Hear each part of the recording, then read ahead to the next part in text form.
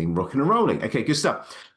So welcome everybody to LinkedIn for Breakfast, a different type of event today because we don't normally do these type of sessions, but we thought, well, why not do a bit of a Q&A type, ask me anything type session, see what the room is thinking, what they're working on, what I can help and actually how far the rabbit hole might go. The way we like to run these sessions is that if you've got a question, use the digital reaction button at the bottom where the heart is, use the little raise your hand button, and that means that I can line up the questions across the top. However, if you have a question that relates to the question that's being asked or a follow-on piece of information to the question being asked, or even your own opinion that could help to enrich the answer for that person, do just ask it or say it during the time that we're answering that question, because we want to kind of do a mini mastermind. It doesn't have to just be about ask me anything. It's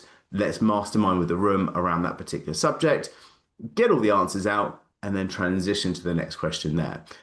Super excited about this. The lovely Sue has already taken top spot for the first question. And so if you've got a question that just pops up, just feel free to raise your digital digits and we will be away. Okay, so, when I answer these questions, the idea is that I'm going to try and answer them for the room, not just the individual as well. Okay, so Sue, over to you. What's your question? Right, okay. Well, when I post articles for LinkedIn, I'll write them somewhere else, not on LinkedIn. I write them somewhere else. And I write them with different fonts and different emphasis and layout. But when I transfer it to LinkedIn, it just comes up very, very boring. It doesn't take any notice of my emphasis or anything that I've created. What am I doing wrong? Well, LinkedIn strips it out. So when you copy and paste into it, it will just strip out all the formatting. Right. So ways that you can get over that is ask GBT to replace things like bullet points with emojis because it won't strip out emojis. So you'll be able to Right. actually use Okay. that. So if you look at some of my posts, I'll be using things like ticks or flames or whatever it is as emojis because then that will all transition into it. The other thing you can do is that there's actually some fonts that will transition. Sometimes you see people's posts with fonts, fonts that are LinkedIn compatible. Oh, right. Okay. So yeah, so there is ways that when you're doing articles, you can do different fonts like the in the headlines and subheadings. But there is a how to create different fonts and formats for LinkedIn posts. Let's have a look at this. There's No, it's is fun. it here? It's funny you say about the emojis with ChatGPT. I always take them out because I think it tells people I've used ChatGPT. So I'm busy taking them out. Well, I think when you want things to stand out. So when I do a call to action at the bottom of a post, I normally do the little hand emoji because that will just outline that piece of the call to action. It just kind of highlights it. As I say with the bullet points, I'll use a little green ticks or flames or whatever to be able to do it. But that's my style. And so because I'm consistent doing that, I'm all good with that. But I do agree that if you see a barrage of emojis everywhere, you'll kind of, it does feel a little bit AI. But look, here it looks like so a LinkedIn post formatter. There's loads out here, which is why I just Googled it. But I'm going to stick this in the chat now. This is taplio.com. And if you go into here and you can then play about with these, there's style previews. And so what you can do is you can use one of these style previews. So if you want to go bold, you can then copy this text here or italic, etc. So you can copy this text, go into LinkedIn, start a post, and paste it. You see how now that's bold. So if you want to be able to use that, you have to be able to use this. It's just a formatting issue. It's a little bit of code, and you see that there is no formatter. There's no ways of doing it. I think if I go Control B, no, it doesn't work. See, all the things like, in Word, you can use things like Control B, Control I to make it go bold or italic.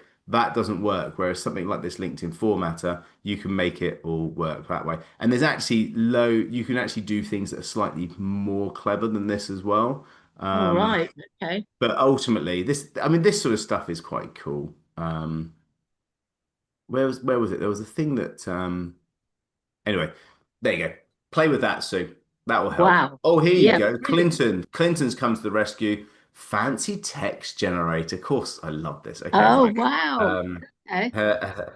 so let's try. Oh, look at this. This is fancy. Let's go and try this. Does this actually work with LinkedIn? Look at that. There you go. Clinton comes with a smackdown. Boom. He's got it. Okay, good stuff. So the fancy text. That's what we need in our lives. Okay, so grab that, Sue, Have you put from it in the Clinton. chat?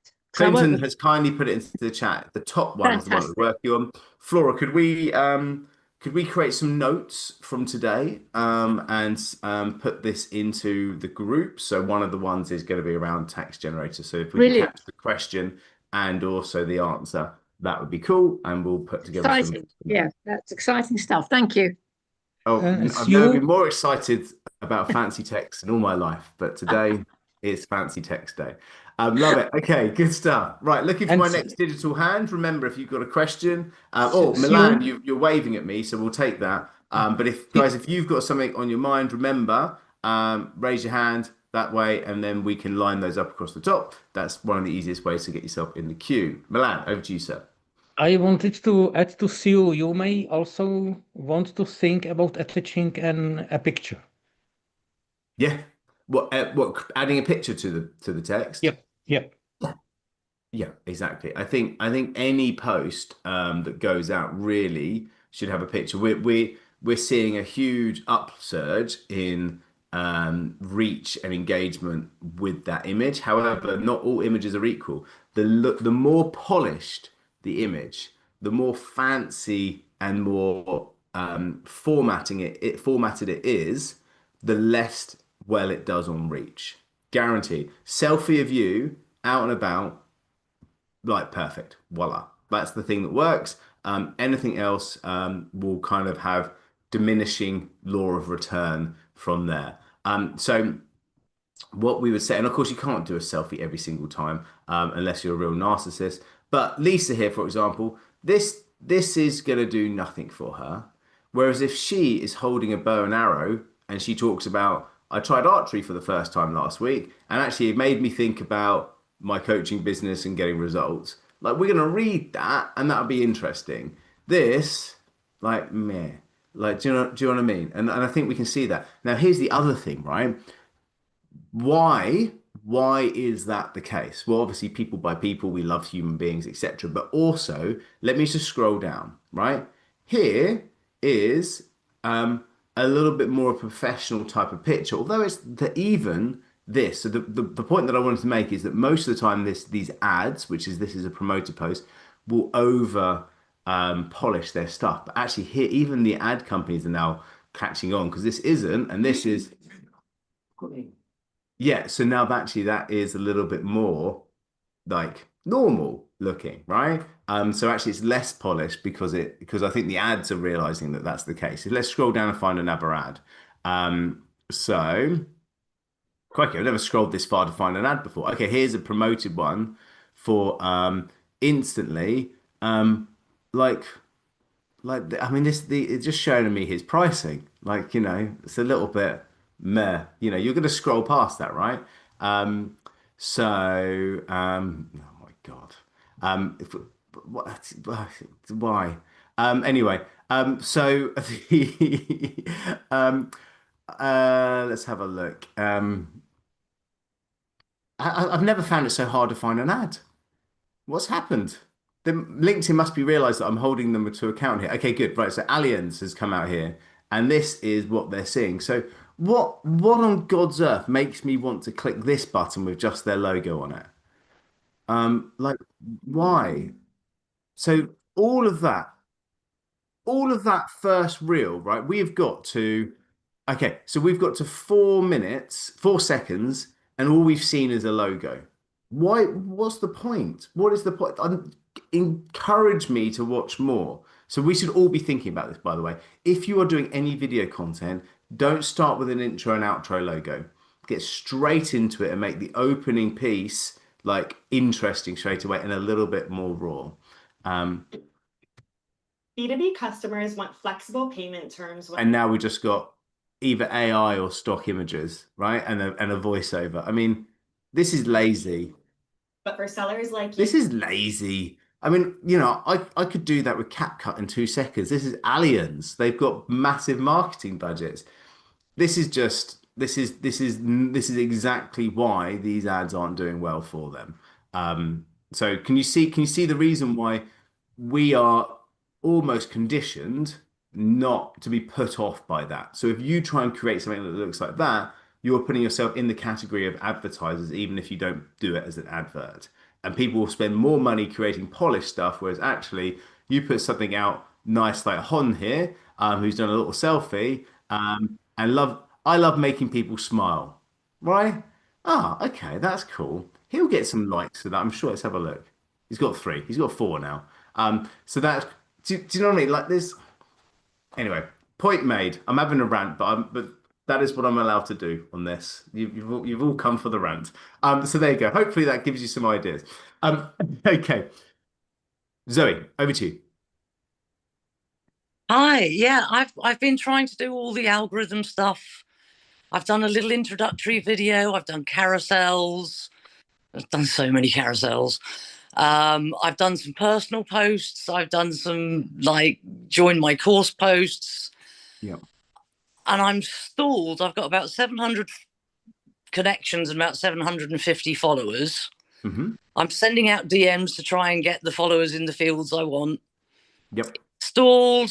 I'm lucky to get 70 to 100 impressions, and I get no sales from it. Cool. Loads there for us to unpack. So thank you. Great question, Zoe. How many connection requests are you sending per day? That one I've recently started earlier this week, and I think I sent out probably about 30 connection requests. Okay, every single day consistently? No, that I started on Monday. Up until then, I've been doing it fair. It had been rising organically quite comfortably. Yeah, exactly. Because people are coming to you, right? So, Just cut off. Sorry? It reached about 700 and then just stopped. Yeah, well, the point being is so let's jump on the let's jump on the whiteboard and truth and justice. Crikey, it took me the best part of 17 minutes to get to this whiteboard. That's unusual for me. Right. So let's so whenever you're thinking about your network, okay, what you got to remember is if you've got 700 people here, when you post a piece of content out, that post is going to go out to about 5 to 10% of your network as a set of impressions. And interestingly, you said you get how many impressions? You were saying you've got about 75 to 100.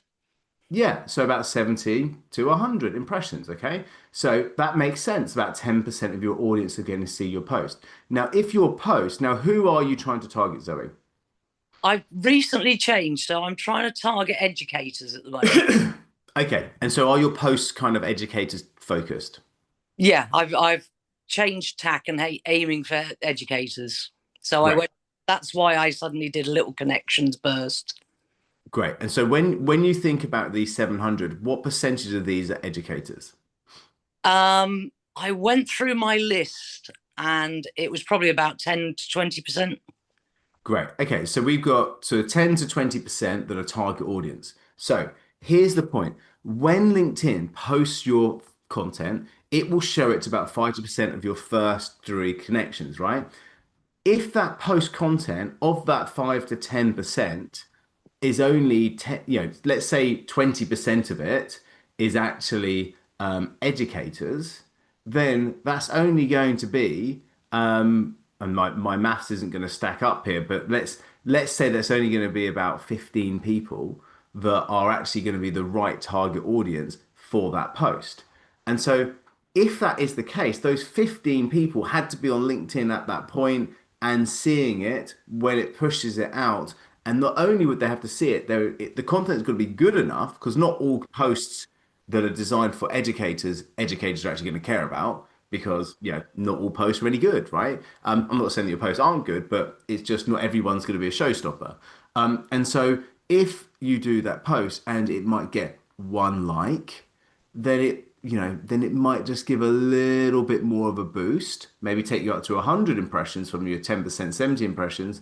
And then unless you get a little bit more from that boost, like another like or a comment, you're not going to get another push into the next part of your first degree connections.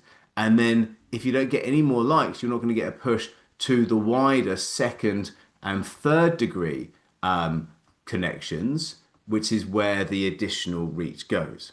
And that's where the virality of this stuff goes. So the problem is that not all of your network are actual target audience, and then not all the content's going to work for them. And also it's small numbers anyway. So 10% of 700 is only 70 people, and it's not going to there's not a big enough chance for that. So how do you solve this? One, you definitely do carry on posting for educators. Don't stop doing that, right? But you connect with 100 people per week, every single week without delay. So you get into your diary, you put your LinkedIn hour, and you could do this in half an hour, right? But you time block it every single day at, I don't know, 9 a.m. every day, right? LinkedIn hour. You do your 20 connection requests a day. You do your one post a day. So you're going to post every single day, right? You're going to blend those posts between an engagement creator like a poll. The idea of a poll is to get people voting. The nice thing in that vote, it starts to spike the actual engagement. You get people voting, you can message them, you can talk to them. You're going to do things like an article. You're going to create a LinkedIn newsletter. You're going to do things like sharing a case study. You're going to do a little video, maybe a live, blend the media across it, a personal story. Try these different things.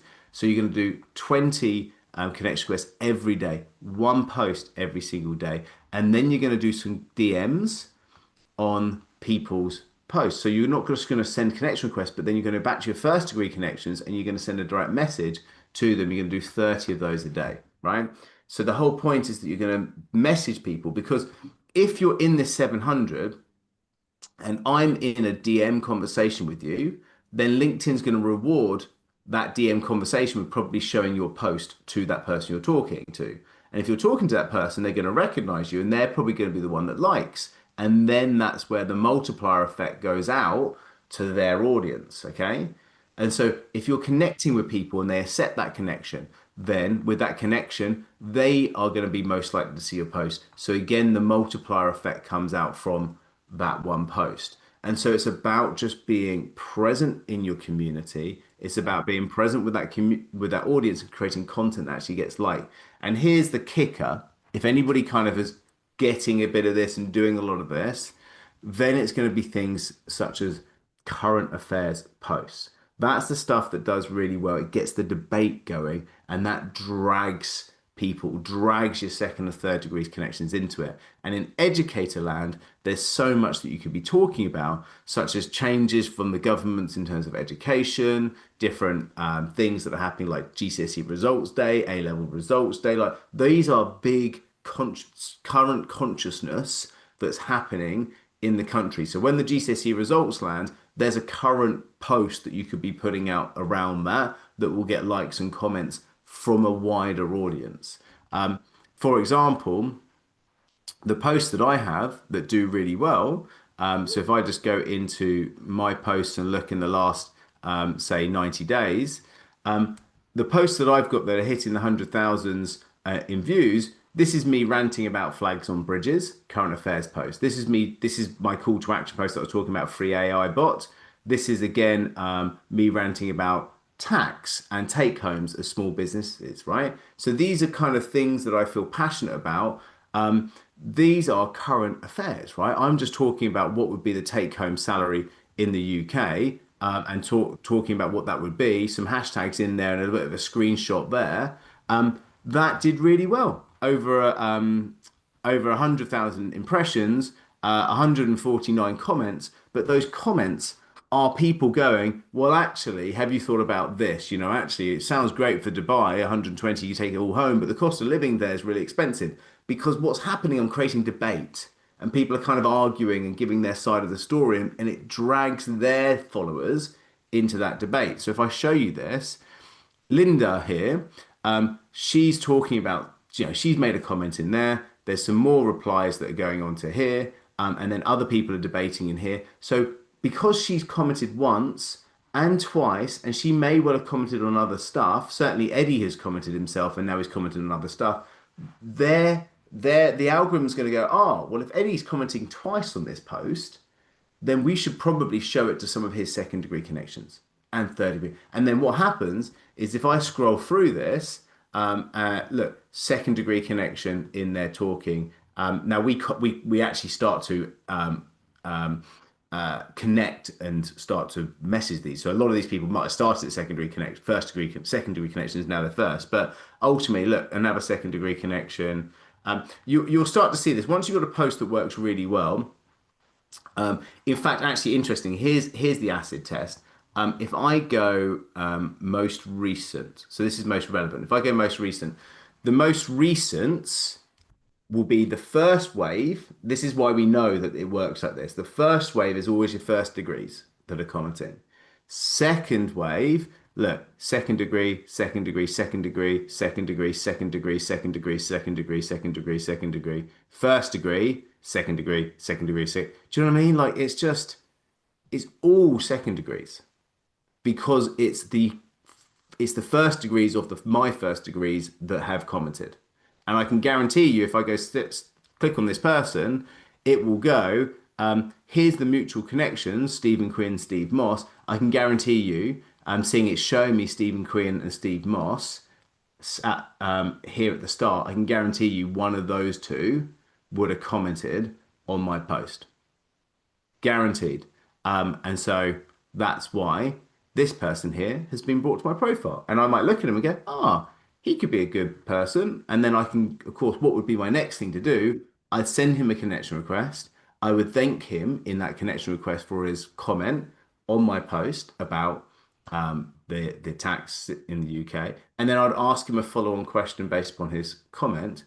And if someone so when you think about my network, and actually I don't know if I've got any open connections because my team cleared these through. Oh, good. Okay. So here, Chris hasn't got a connection message with his request to connect with me. But what if Chris did? What if Chris's connection was, oh, thank you, Richard, for commenting on my post about this. Wanted to ask you a quick question. What do you think about that? Do you think I'm going to accept that connection request and talk to him, or I'm not? Of course I'm going to, because he's commented on my posts and he's asking me a personal question. Wicked. All right, I'll have a chat with him. So what I'm doing is not only am I gaining more followers and more connections, but I'm also then starting those DM'd conversations, which then is going to allow me, as the person who posted it, will come with a bit of authority into that conversation. I can then start to talk to them about them and their business, and obviously then invite them onto some sort of sales meeting or whatever it is that is your next step in the process.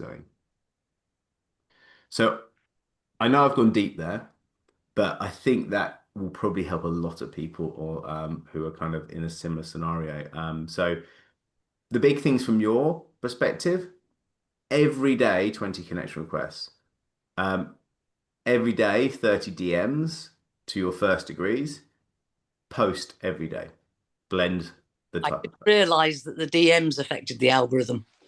Yeah, because it makes sense, right? If you're in a conversation with someone, then why would you not be interested in their content?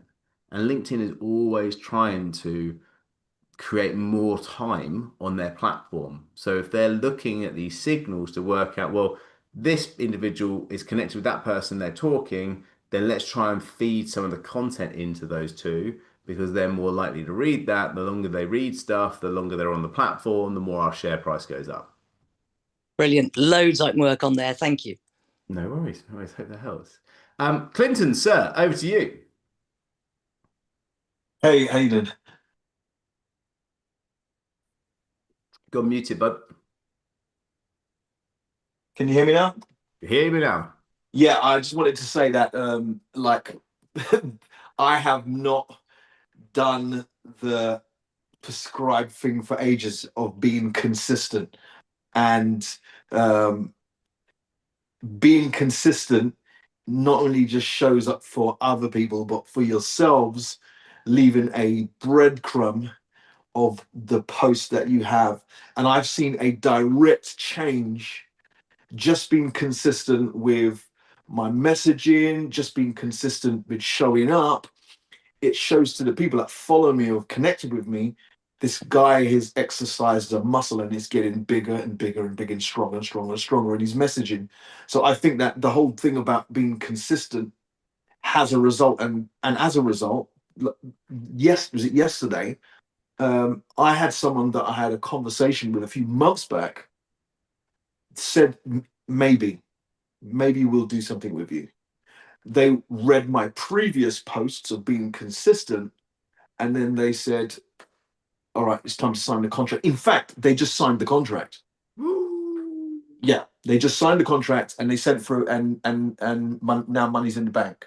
So I'm just saying it to say that just selling alone doesn't necessarily have to be so strenuous if you just show up for my own development on the newsletters, on the posts, because all of that stuff can be recycled to a podcast or to a book. So I think just the key to being consistent with your own self, you'll be rewarded by that, by the people that are watching and listening. And that was a direct result. Myself and Jeanette were just like, oh, the contract's just been signed. And we didn't have a conversation with her for a few months. That was the magic, is that you didn't have to, because she was reading through the newsletters. And we forget that what we're putting up on the social medias is not just blah, blah, blah.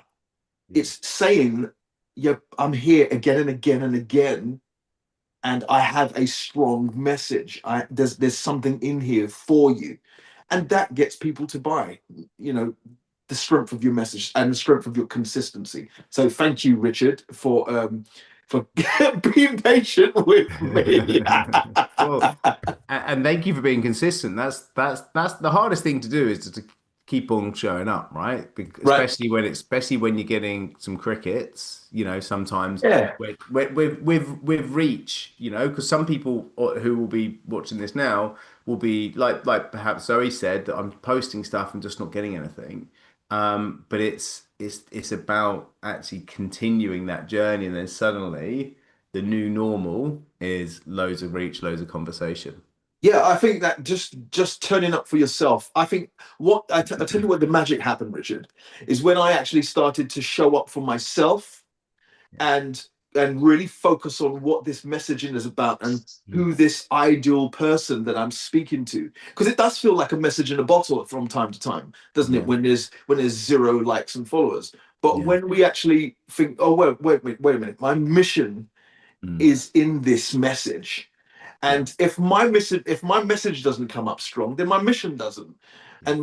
So when I switched that around and I started to be consistent for myself and the power of my mission, the people start to resonate with that message. And I think then that's where the authenticity comes into our posts.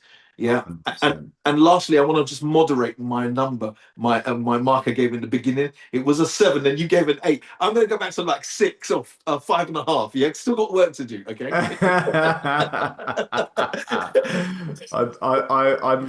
I'm sure that you're doing great, mate. And also, like, I want to say, I think this is a really important point that you're making, because it is that authenticity. I talk about the power of one. We did a session recently about the power of one. Try not to focus on every single social media channel. If you can actually just focus on one and get really into it, and use that as the way that you vent. So a lot of my stuff, like I got frustrated about the kind of hijacking of the British flag and chucking stuff on bridges and all the rest of it. And so it annoyed me. And so I put a post out about it, really going why I thought, and giving a solution, which is actually to that thing. it's the best performing post I did, and it's nothing to do with work. It's just me going, I need to vent. Right. The only platform I'm working hard on personally, we do repost a load of our stuff to the other platforms, but the one that I'm doggedly focused on is LinkedIn, Right. and it did great. And that's where and so when I'm starting just to unleash a few more opinionated things about genuinely how I feel, they're the ones that always do well. Yeah. And it's not because I'm trying to do well with them. I'm just allowing my thoughts just to get a little bit more outward, and actually that's resonating and people's coming towards, and the reach is growing because of that. And then of course when I put out a post that's about promoting one of these events, or promoting some free AI tools that we do, Right. then that does really, really well. Yeah. Feelings matter. Feelings matter. It's a good point actually, in that if because I've got your all your lovely kind attention here. Did you guys know, by the way, that we have created this weekly newsletter with a free GPT tool, a free AI tool every single week? No. And I just wanted to kind of draw attention to this. And let me, I'm just trying to think. It's bad, isn't it? I can't even remember where my link is. Flora, can we fish out the link for it? Do you see how where do I put it? AI tools newsletter page. Here we go. Good stuff. So I've sent a couple of emails about this, but actually I know that not everybody reads every email, etc. And basically you unlock an AI business growth tool every week. It's free. Honestly, it's totally free. So if you're not on this, there's things like how a newsletter, content writer. There's things like a commenter. There's stuff on there that will help you put together really viral polls for LinkedIn. A lot of it's LinkedIn focused, and it's just free AI tools. So you get one a week, every single week, delivered to you, and you get two straight away up front. So just put your name, email, phone number into there, and you will jump into that. Cool. Right. Who's next? Maria, over to you. Good to see you. Hello, hello, hello. Hello. It's always great to hear you and your pearls of wisdom. But I have a question that I debate very much in my head. And you were talking about your post related to, I read them about the flags and I see them and I see the momentum. However, I've got this contradiction in my head. Should I not keep to my subjects that I know about, to keep bringing the people that I want to bring to my business? Obviously, I am not as successful as you are, nowhere near. But so you can afford to go in any direction. What about small businesses? I don't know. It's a massive contradiction that I don't put anything about my private life, anything about that is social, anything that just keep it business. I don't know whether I'm doing the Yeah, right thing. but people by people, right? I know. And we want to know about you. We want to know where you come from. And look, my posts will always have something that actually will show a little bit more about me. So the reason why I posted about that is that I didn't just want to have a rant to say, isn't it bad? Like these, blooming thugs, whatever. I wanted to give a practical idea on how we could actually overcome that as a country, And I wanted to show some leadership in that area about a problem that a lot of people might be seeing, right? And so I want to show some leadership there. I did actually a post that I was very debating sending out, which was around immigration, and gave some ideas around how that's probably as far into the politics that I really want to go.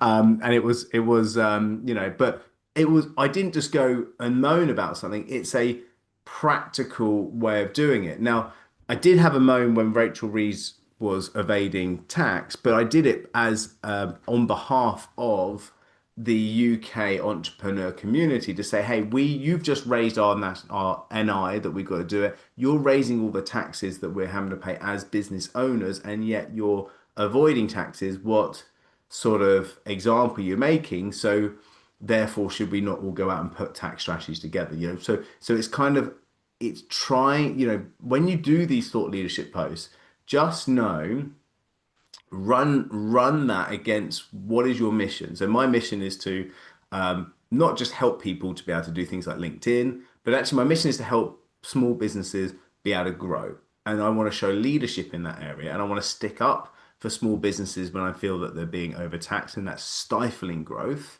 I want to stick up for them when I think that, the economy is deflating and not growing, because that is affecting us as small businesses. When they're putting off inward investment into the country, that is going to affect us as small. So the leadership that I want to show is in that area, because I want to be seen as someone that is trying to stick up for the audience that I represent. And that's when you really know that you're trying to step into that position of thought leadership within your industry. And you can only do that by tackling the hard questions, the things that people are upset about. And that will then create more debate. And yes, some people will go, oh, you're a bloody, whatever, right wing, left wing, whatever.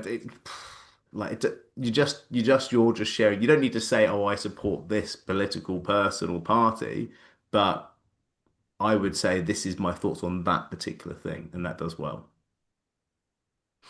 Yeah. Any other thoughts on this, guys? I'm happy to kind of link it. If anybody's got anything, follow on within this.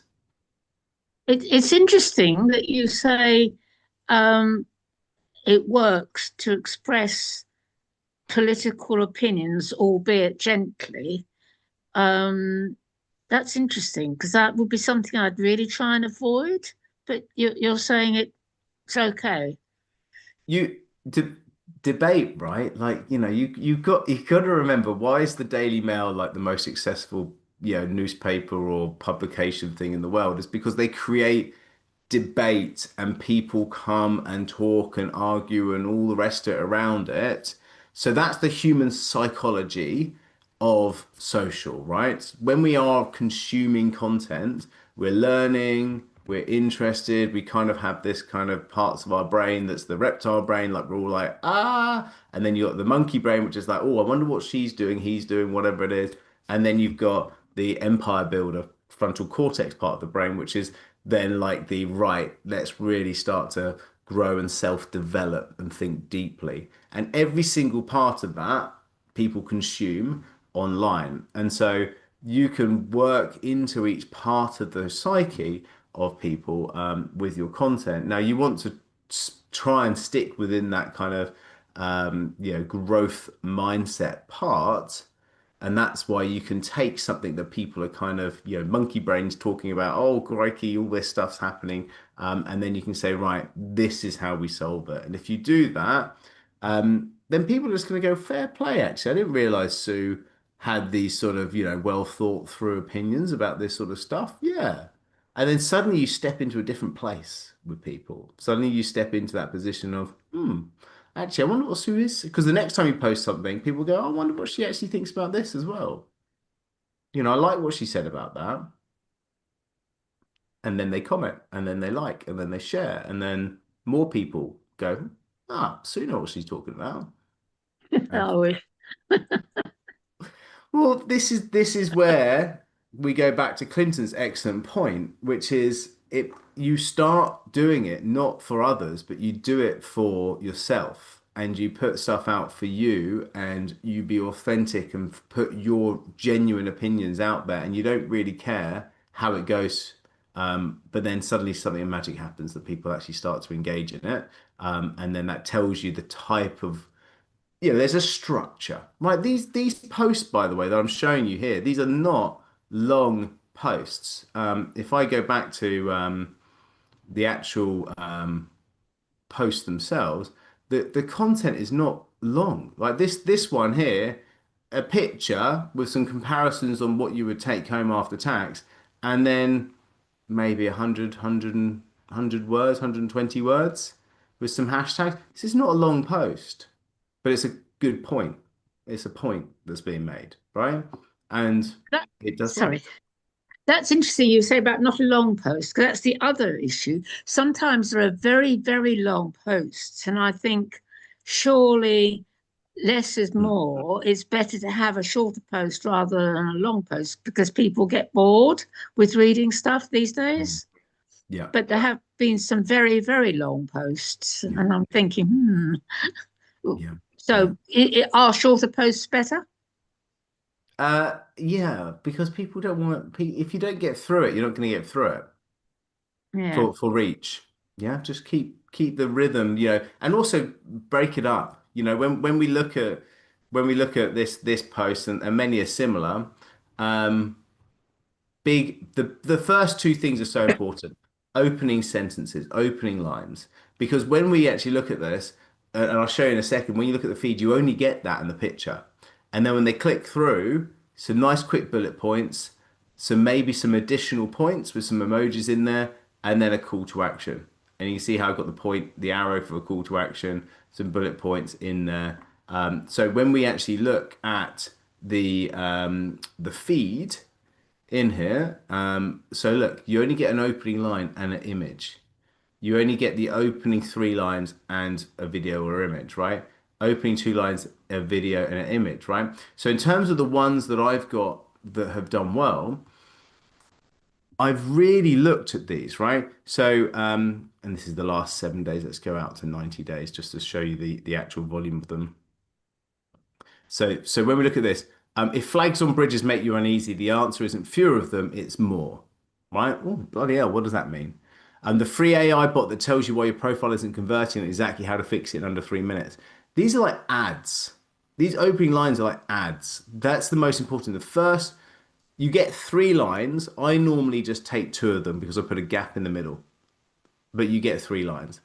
So if you've got one long line that goes over 2 like that, then you won't see the next one if you leave a gap in the paragraph. So it will just be 1 line. So I like this 1 line, gap, 2 lines. So how much you really need to be paid to take 120K home. Here's what your gross salary would need to be in different. And then obviously the big thing on here is the image. And then that's just a picture of me, So and when if you look at all of the top performing posts that I have, and actually someone corrected me because it wasn't Rachel Weisz, it was Angela Rayner, my fault. I've forgotten about her already. That's terrible. So 3 lines in here, they all are. Cara and I sat in a beautiful Spanish square last night watching a group of 10 teenagers on holiday. Not a laugh between them, not even a word. Just heads bowed to glowing screens as dinner passed them. Right? Like it's just interesting, right? That's what you've got. The first 2 lines are vital. Then once you get into it, then it's just a case of short posts. I mean, this is slightly longer because I was talking about a bigger solution in here, but ultimately short posts, lines. You can see how the lines are very gap, short sentences. This is easy scanning. I hate big blocks of text because people don't scan it. Yeah. It's just social media. That's just how it works. Vincent, yeah, were you coming in with a thought here? Yeah, I mean the single line thing is really key to create curiosity per every line, and people have a longer sustaining read purely because the lines are singular, and they want to know what the next part is, and you probably get more on the page just by doing that single line. And that top line is so genius because it's a kind of clickbait thing, and you want to get readers on. My last post, like before I was, just going into the post in times past, but my most recent post, I said, what did I say? Something like, accountants, you've been lying to us all our lives. Yeah. and I just left like, double line because that's the first line that shows up. And the attention that I got to that post was far quicker than other posts where you've just gone right into it and just kind of brain dumped on the page. And I think just getting that first top line right, just like in YouTube, you'd have a line that's a clickbait. When you read the post, by the way, people, when you read the post, it's accountants are not lying. You see the rest of the post, but it gets people's attention on that first Now I line. want to read the post, you see? But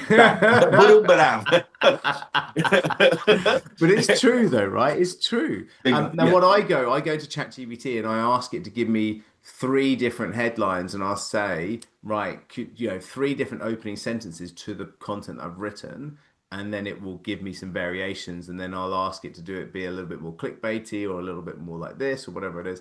And I will then craft. I've worked so hard on those 2 lines of that image, because that's all you see. Image, 2 lines, that's it. Yeah. And then the rest of it is what will then, the engagement that you get is what makes it reaches. Those first bits is what gets you the reach. Interesting. Look, guys, if you want your profile reviewed, we have the ability for you to have a free LinkedIn profile audit with one of our team that will actually go over your LinkedIn, over your content, and actually review some of these things that we're talking about and how well you're set up for optimization. So if you haven't booked one of those yet, definitely get in and do that. We've got some slots available today and also the rest of this week. They do go, so do jump onto there now. So I'll just stick that link in the chat. It's totally free, 45 minutes, one-to-one, that will actually go through your profile step by step and review it and give you some advice and some ideas around that. So do jump onto that. If you had one ages ago, feel free to rebook one as well if you've made some changes, etc. Great. Rachel, over to you. Good morning. And just quickly on the back of that, I had my free audit with a guy called Jay last week. And my opening kind of like line was like, well, you know, I think my LinkedIn's actually okay. I think I'm doing all right, but I'd really value your opinion. And then like literally 45 minutes later, we had about 20 different action points, which I hadn't even considered. And when you see so much LinkedIn, I think we're all on LinkedIn quite a lot, aren't you? And you see a lot, like, you don't notice the difference. You kind of see different profiles and you see what, you know, see what looks good, but you don't notice the difference. And I thought I was doing everything okay. And I've always been a bit of a LinkedIn geek, I suppose. I've always loved LinkedIn. So I was like, over this, but I could really do with some professional opinion. And oh my God, he was invaluable. And we're meeting again at 10 o'clock actually to kind of do some follow-ups. But yeah, if anybody hasn't done it, I would really recommend it, because you might think that you're doing okay. But when you hear it from a professional, just everything that you've kind of covered today, you know, with regards to spiking your algorithms, with your profile, even my banner, which I thought was gleaming, it had my logo bold right in front of your face. But it was like, you've got no call to action. You've got no, like, that's quite boring in the nice. It was pleasant about it, obviously. But I was like, oh God, yeah, that's so true. And then when you look at other people's, you think, right, you can kind of see what sort of works, what stands out, and what makes it more attractive to engage people to read and to engage with you. So yeah, I just wanted to kind of follow up on what you said there, really, because it was really, really, really helpful having that with Jay. I love it. Well, if you're okay, I might share this snippet of this, if that's okay with a few people, to encourage them to have one. Oh, do it. It was. I'm putting you on the spot, I know. Oh no, that's absolutely fine. But yeah, he was incredible. And so we're going to meet again at 10 o'clock. So it's even the call to action, but it's the follow-up that you get. And he sends you all the notes that you have. So you don't have to worry about kind of, I'm terrible because I'm really old-fashioned. I cannot let go of pen and paper. So I'm always scribbling down. And he was like, Rachel, you don't need to do that. I'm going to send you all the notes. And literally word for word, my action points and everything were there. And yeah, I keep going back to my profile thinking, oh, quite actually like the look of that now. So yeah, of course, go for it. Use thank it. you. Appreciate that. That's awesome. Thank No you. problems. And did you have a question? Well, actually, whilst we're on it, the only question I had was, whilst I was trying to update my rather boring banner, I was using Canva. And on Canva, obviously, you can do a million of different things. I'm not very good at IT or anything admin, so this is all kind of quite new to me. But in Canva, I could put I'm a freelance recruiter, so I was putting freelance recruiter or recruitment specialist something in my banner. And on Canva, I could do it where it typed it across, or it could pop out, or you know, you could kind of like have this different animation. But then when I went to upload it onto LinkedIn, because it was a video or a media file, it wouldn't like it. So you can't do that, no? You can only have carousel kind of, right. Yeah, okay. You can have the carousel ones. So yeah. And what I've seen a few people do, which is quite cool, is that they would have a very similar image that would carousel across, but just with like one word that moves. So it almost Right. creates a little bit of movement in there, although it's the Do you think same that works message. better than a standalone picture or not? Yeah, I think and we haven't tested it, so I can't give you much results on it. Right. What I don't like is that when someone's got one big message and then it swipes very quickly, and then there's another completely Lot to different read. message, and then it swipes again, there's another massive difference. You just haven't got enough time to consume No. that sort of stuff. So No. I like Okay. the idea of one call to action, and then you can almost give it in a couple of different ways with that carousel. Yeah. Okay, cool. Thank you very much. No worries, no worries. No, great to hear that. Thank you for the feedback. That's great. No props. Wicked, guys. Well, look, we got time for one more quick question before we finish, or any kind of additional comments that people want to put over. As we're thinking about who wants to make that question, do remember, okay, Ellie's fantastic. She's got it. Do remember to book in for that very kind profile audit. I'll put the link in the chat there if people haven't done. Again, and if you're watching this on replay, look below this video and I'm sure you'll find the link to it. Fantastic. Ellie, over to you. Hi, good morning. I'm so sorry. I'm literally out and about and looking, and a very sucky doggy walk. So thank you all for this morning, because I've genuinely learned more about LinkedIn in this session than I have before, and beautiful snapshots that are just making my brain fizzle, thinking I might actually be able to make this work. I'm 100% going to book in for the audit, because I've had a couple of questions when I tried an online networking event, and like, what's codependency? I thought, great. Getting back to that, how do I go and explain it to a 5-year-old and make it impactful for their business? So with that, I basically am starting out as a new coach, trauma recovery and codependency.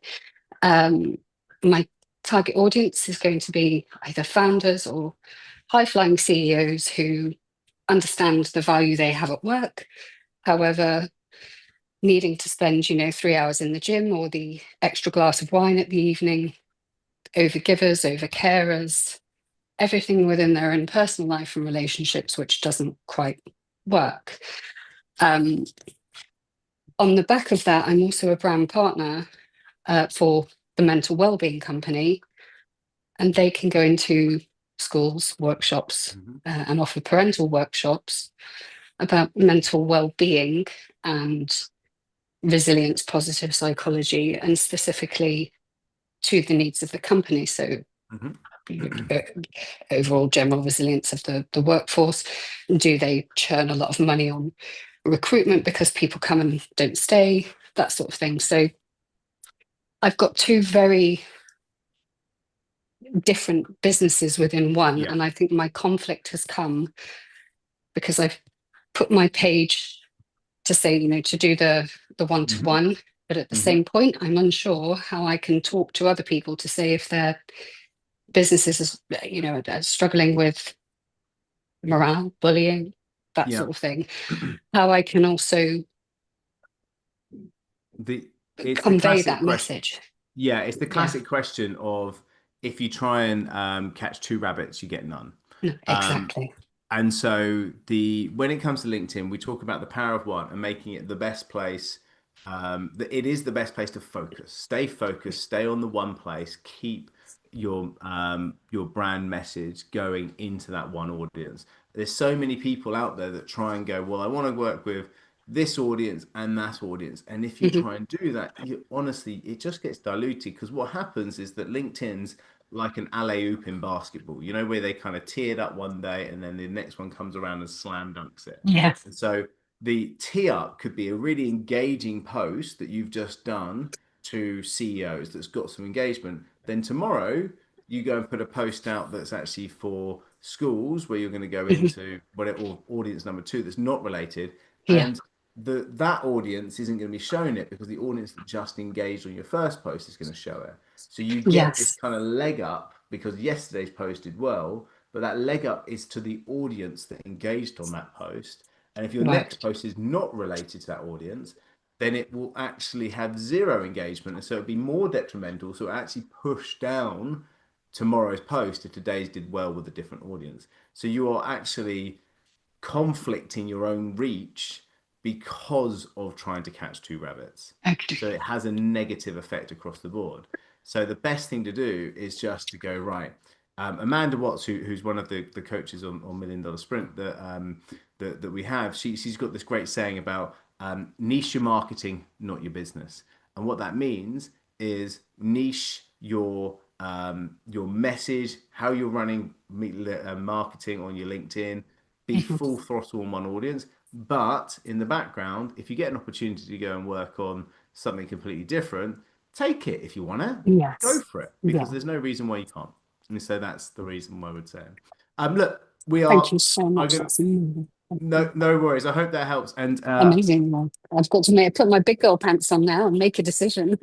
Yes, exactly. And actually, in some ways, it's not just LinkedIn that will benefit from that. Your business itself and your focus will also benefit from being focused. Who would have thought? Okay, guys, what I'm going to do, because I know there's a lot of people for $1 Million Sprint that jumped onto this for our session, for the 10 o'clock session. So I'm going to close this room, and then I'm going to reopen the $1 Million Sprint room. So jump back into it if you're a $1 Million Sprinter, because there's loads of people on here from still LinkedIn for Breakfast, and we've overrun. So I hope people from LinkedIn for Breakfast have really enjoyed this, and I will see you guys either on a drop-in clinic, sorry, not a drop-in clinic, a LinkedIn profile audit, or next week at LinkedIn for Breakfast. And $1 Million Sprinters, jump back on, and I will see you in about 60 seconds. Good stuff, guys. Thank you all. Hope that's helped, and I'll see you on the flip side. Cheers.